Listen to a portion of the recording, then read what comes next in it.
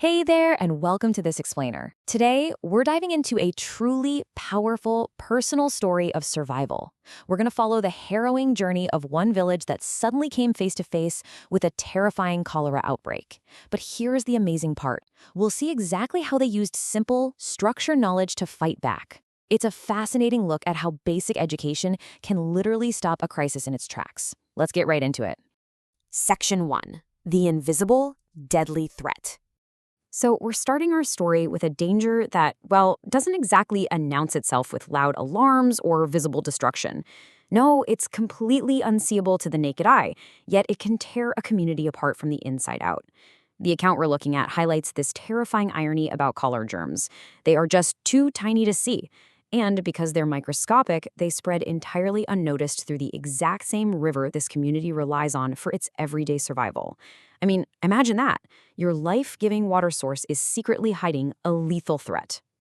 And this perfectly illustrates how the threat just sneaks right into everyday routines. Cholera doesn't break down your door, you actually invite it in. It's carried home by villagers unknowingly collecting unsafe water. It's tracked straight on to family meals by the tiny feet of common houseflies.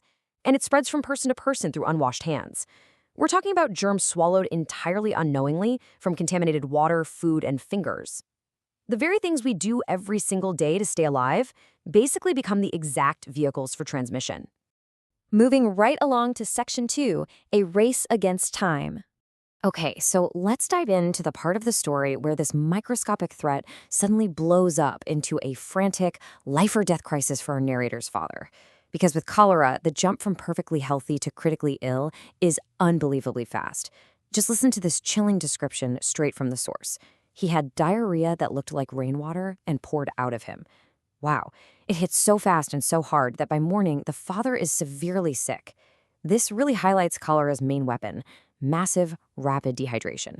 It literally drains the victim's body of its essential fluids in a matter of hours. Terrified for his father's life, the narrator raced to get help, riding faster than he ever had before, because suddenly, time is the absolute most precious commodity. When he arrived, a local nurse took just one look at the father and instantly diagnosed it. Cholera. No fancy lab tests were needed in that critical moment. That severe, rapid dehydration, that is the unmistakable signature of the disease. Up next, Section 3, the life-saving recipe. Right, so they had to work incredibly fast. Every passing minute literally meant more fluids lost. And this is where the nurse introduces a miraculous, yet totally straightforward solution to reverse the dehydration and save the dad's life.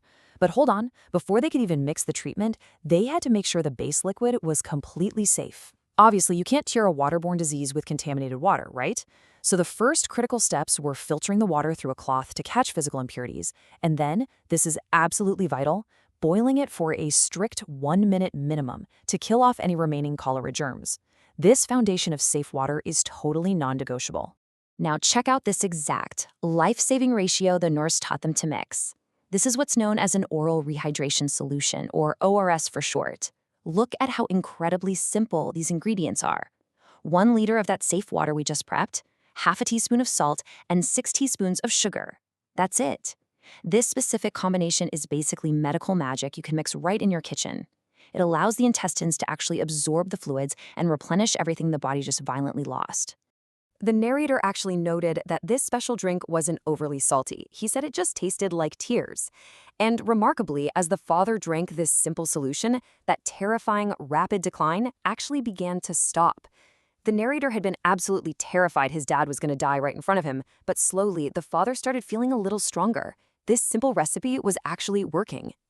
But while the immediate crisis was being handled, the nurse dropped a pretty vital piece of knowledge. Not everyone who swallows cholera germs gets severely ill like the father. Some people show absolutely no symptoms at all. They are asymptomatic carriers. And this means seemingly healthy neighbors could just be unknowingly spreading the disease all over the community. This urgent realization caused a massive shift in our narrator's mindset. Suddenly, it wasn't just about saving his father anymore. It was about saving everyone. He realized he had to get back to the village immediately, armed with this exact knowledge to teach everyone how to protect themselves from this invisible enemy. Which brings us to Section 4, protecting the whole village. Let's watch how this builds into an inspiring community-wide crusade. The narrator systematically goes through the village, breaking down the specific changes needed to stop cholera in its tracks. The first intervention, right at the water source. He spots a girl carrying water and teaches her a faster alternative to boiling.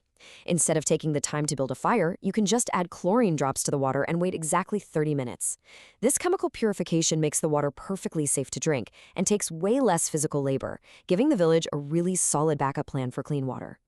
Next up, he stops a man who's about to eat with dirty hands and enforces a strict new rule for the whole community.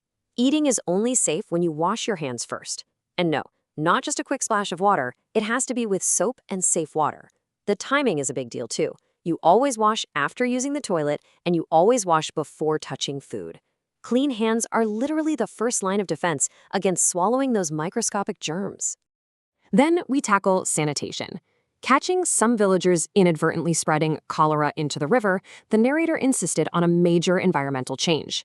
They had to dig latrines, and those latrines had to be at an absolute minimum distance of 30 meters away from the river. To put that into perspective, that's roughly the length of a basketball court.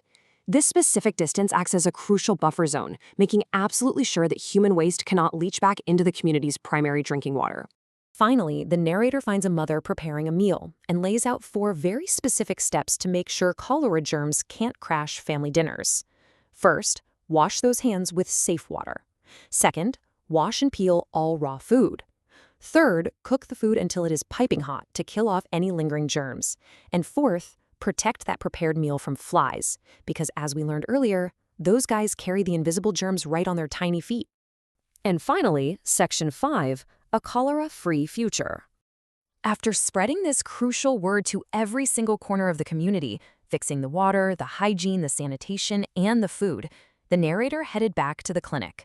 And guess what? He found his father recovered and doing much better. This huge personal victory actually mirrored a profound, permanent transformation for the entire community. The whole village universally adopted these life-saving habits. And they didn't just try it for a week. It became their new normal.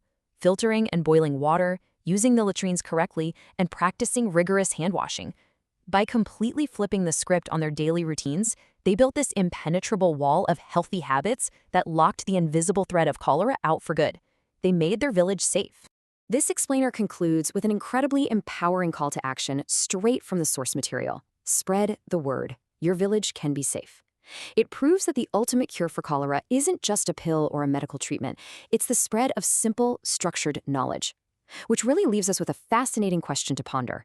If sharing just a few basic facts about hygiene and water safety can literally save an entire village from a deadly outbreak, what other global crises could we solve just by ensuring the right knowledge reaches the right people at the absolute right time?